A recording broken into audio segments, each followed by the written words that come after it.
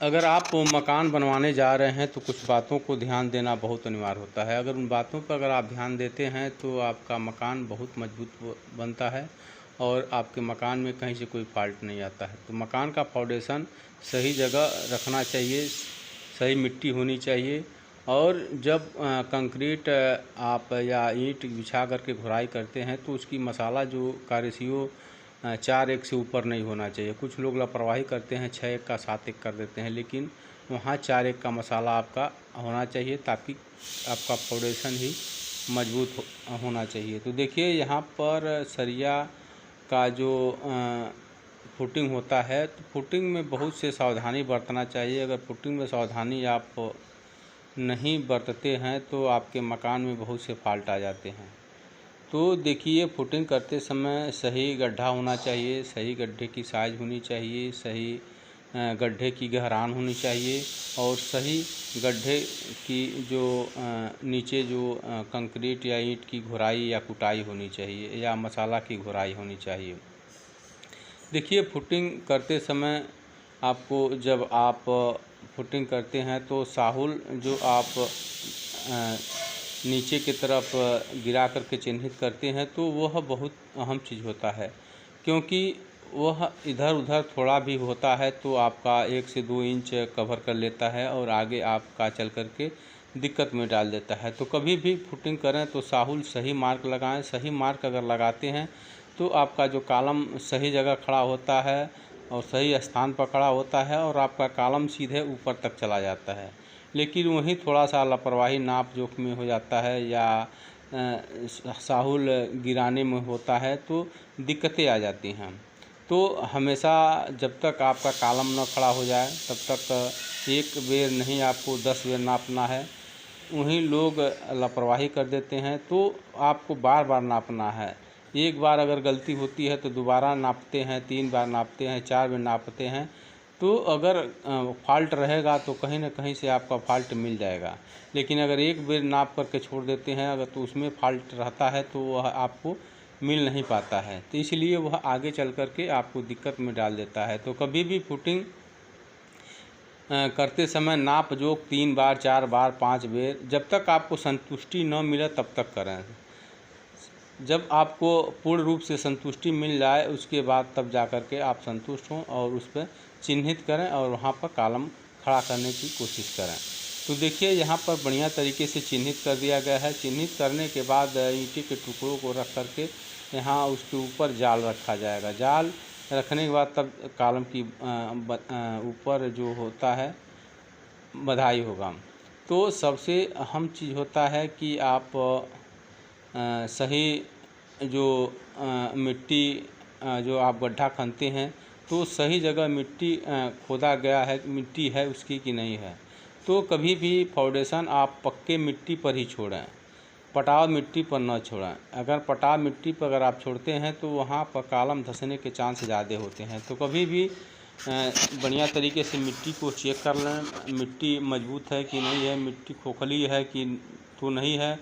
तो इस हिसाब से आप उस पर फाउंडेशन की तैयारी करें। अगर मिट्टी नहीं सही है तो उसको और गहराई तक खोदना जहाँ तक अच्छी मिट्टी नहीं मिलती है। तो जहाँ पर अक्सर ज़्यादा पटाव होते हैं मोर प्रोफाइलिंग होते हैं, लेकिन जहाँ पर मिट्टी पटाव नहीं होते हैं, मिट्टी अच्छी होती है, खेती वाली मिट्टी होती है, तो वहाँ पर आप गड्ढा खोद करके मान के चलिए 4 फीट 5 फीट आप अच्छी मिट्टी मिल जाती है तो उस पर आप कॉलम खड़ा कर सकते हैं। तो देखिए चिन्हित करने के बाद जाल रखने के बाद आपको अब आपकी ढलाई कितनी करनी है, मान लिए 5 इंच करनी है, 6 इंच करनी है, 7 इंच करनी है। अब जो होता है निर्धारित कॉलम की दूरी के हिसाब से तय होता है कि हमारा कॉलम जो हमारे कॉलम एक से कॉलम की दूरी कितनी है, तो इस हिसाब से फाउंडेशन की ढलाई होती है और हमको कितना फ्लोर बनाना है। अब मान लिए 3 फ्लोर बनाना है, 4 फ्लोर बनाना है, तो कम से कम मान के चलिए 3 फ्लोर का कभी भी फाउंडेशन रखा जाता है कि हमको कम से कम 3 फ्लोर बनाना है। तो 3 फ्लोर आप बनाते हैं तो आप आसानी से सीढ़ी के रास्ते चढ़ जाते हैं। अगर उसके ऊपर फ्लोर बनाते हैं तो आपको लिफ्ट लगाने की आवश्यकता होती है। तो आप 3 फ्लोर तक आप आसानी से चढ़ सकते हैं और आसानी से उतर सकते हैं। और तो 3 फ्लोर का फाउंडेशन रखने के लिए लगभग मान के चलिए अगर आप कॉलम की बात करें, अगर दूरी कॉलम की दूरी अधिक नहीं है तो आप 3 बाई 3 का जाल भी रख सकते हैं। अगर कॉलम का अगर दूरी आप ज़्यादा रखते हैं तो आप 4 बाई 4 का जाल रख सकते हैं। अगर मान लिए आपकी अधिक दूरी है तो आप डबल जाल रख करके उसकी बधाई कर सकते हैं।